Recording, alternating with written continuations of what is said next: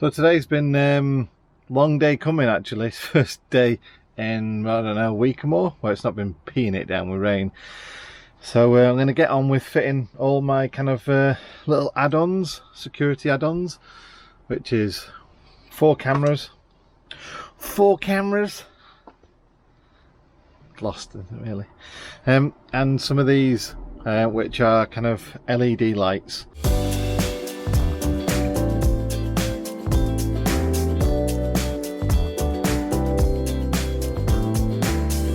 They're the same LED lights I've had on the van for the reversing lights for about 6 months now.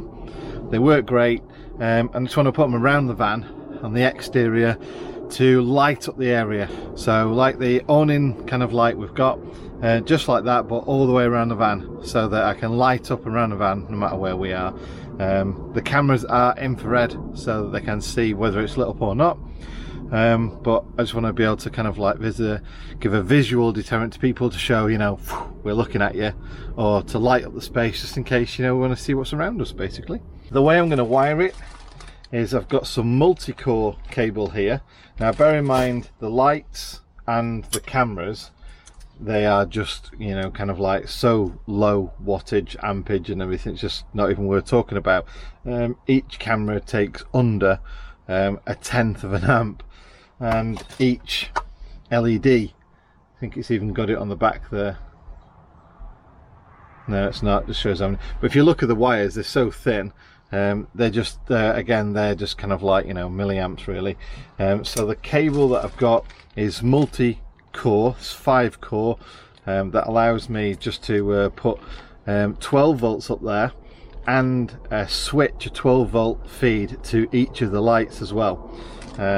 So that's kind of like where I'm going with that one. I basically want to have each of these lights, or dual lights shall we say, so whether it's the back, the left or the right side or the front, I want them on a separate switch so that I don't have to kind of like light up the entire area and annoy everyone if I just want to see behind me or something like that.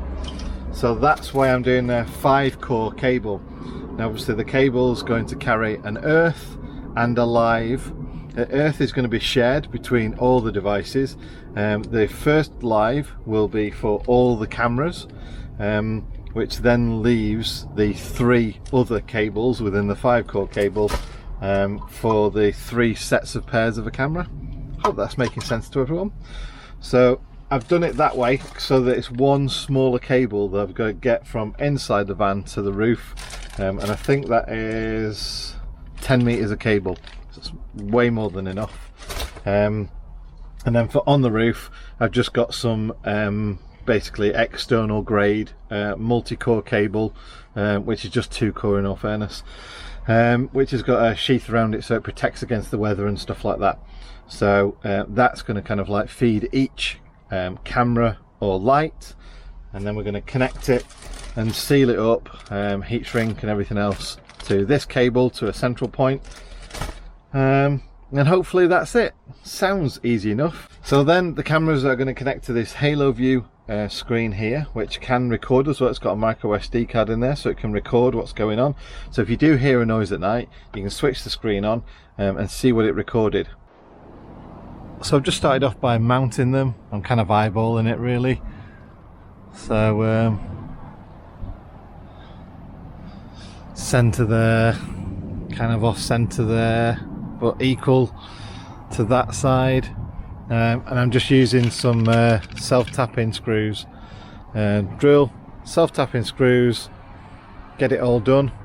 And then obviously when I'm finished with it, then I'll do the wiring, and I'll just tuck the wire in because there's a nice gap behind.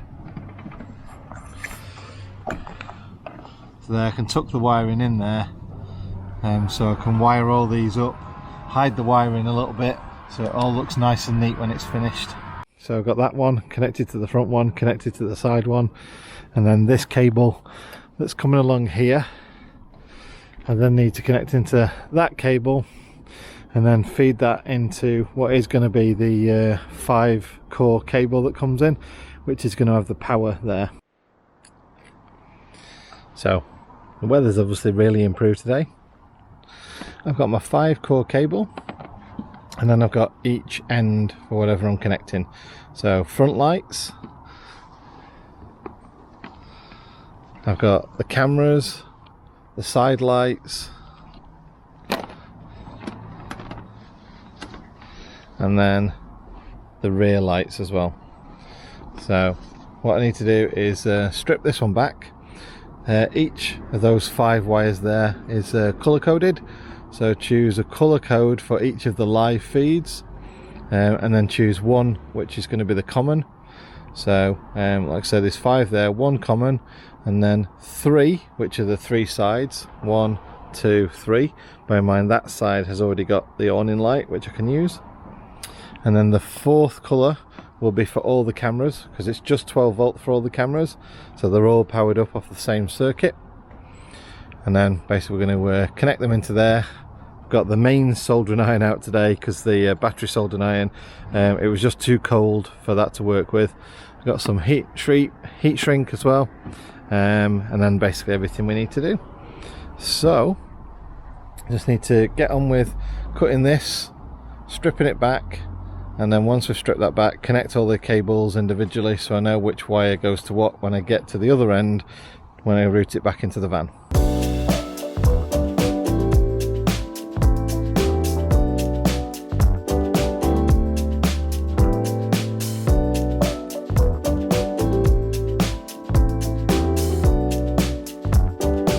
So I've got my 5-core cable now, so that's all ready. Obviously I need to wire it into the fuse to get power, and these are my cables going up to my switches so that I can then switch the outside lights on and off. So as I was wiring each of the 5 strands in this cable, I made a note of where they go. So I'm setting up my CCTV and I need to pair the 3 new cameras with this monitor. So yeah, I'm going to need the ladders out. I'm going to need to be quick on this one because you get 20 seconds to pair it. So as you can see right now, that's basically saying that there's nothing on that one. It can see that one, but all the other cameras have got nothing on them. So to pair them, you go into your camera, so you do camera 1, and then you go down to pairing, click OK, and then you got 20 seconds to press the pairing key, which is on the bottom of the cameras.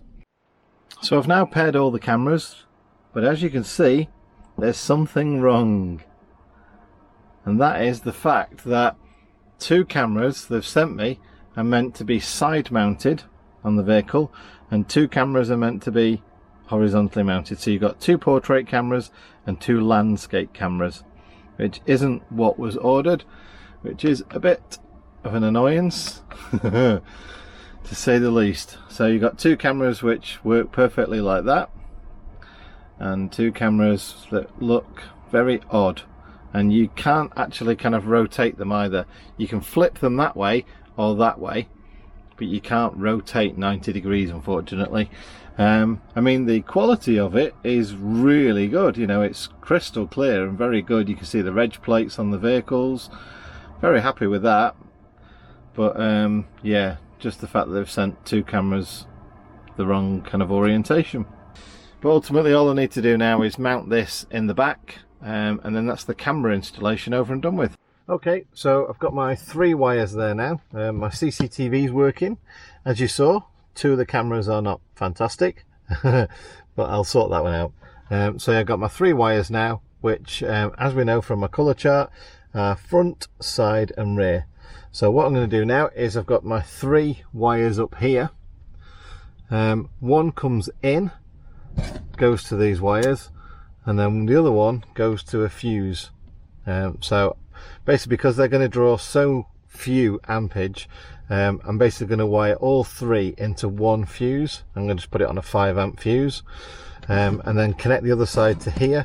And what that means is as I go to the switch and flick it on and off, the switch will enable the other side of this wire, and power will go down this wire. Do you understand me? So one of these wires, both wires go to the switch. One of these wires will be the positive, go into the wire. The other wire will then go to the light, and not until the switch is pressed will the power complete the circuit, and then the power will go to the light. Now the lights are earthed as well, but I've used a common earth between the cameras and all the lights. So that's the earth right there, so that's all done. The ground wire, earth wire, whatever you want to call it.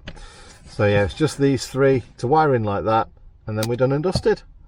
And then we can go and test the lights outside. Yay! So that's the awning light, which is really good, but I might be changing it because look at that! They're epic.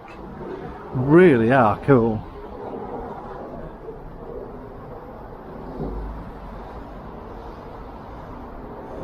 They are throwing out so much light.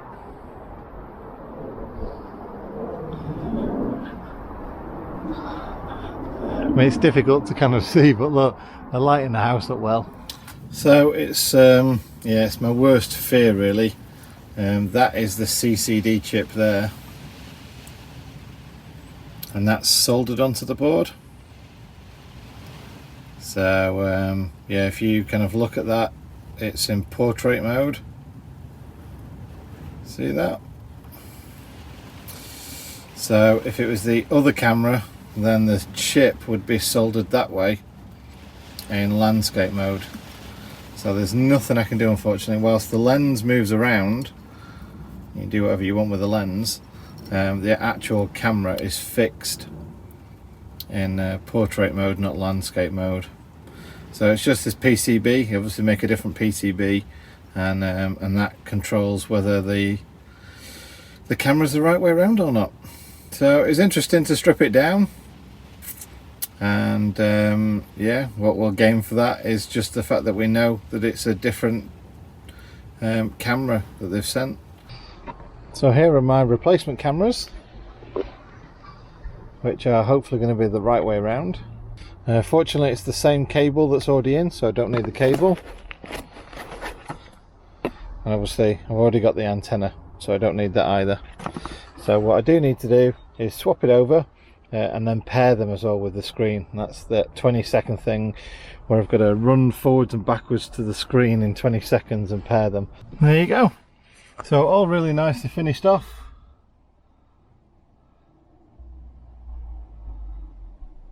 So I had to disconnect the charging system from the van engine when we fitted the new Syrix Victron charging system. And when I did that, all sorts of weirdness started to happen. Number one, the van stays perfectly powered now when you actually have the engine running, which is absolutely fantastic. The downside is the reversing camera system stopped working because that's all part of the all-in-one Sargent system. So in order to get around that, I've basically decided to get some different cameras, or try and reuse the original cameras and that kind of stuff, with a different screen and some wireless controllers, so I can have reversing cameras back on the little screen again. So just proving it's all working now, proving that because the wires, as you can see, they're not the best wires there, so I just kind of tapped in them just to prove I could actually do it. So yeah, we've done that one now, and I'm going to then check that I can make it wireless as well. So as well as the new reversing screen, which I've told you about, sorting that one out, I went for these kind of wireless modules and everything, and they're just, well, they're terrible. In a 6-meter van, they struggle to get the signal. So yeah, what I'm actually going to do, because they've laid 2 cables which went to a central control module somewhere in the middle of the van. There's a cable that goes out from there to here, which went to the original camera, and then there's another one which comes from the middle of the van somewhere where that module was, that goes to the old screen.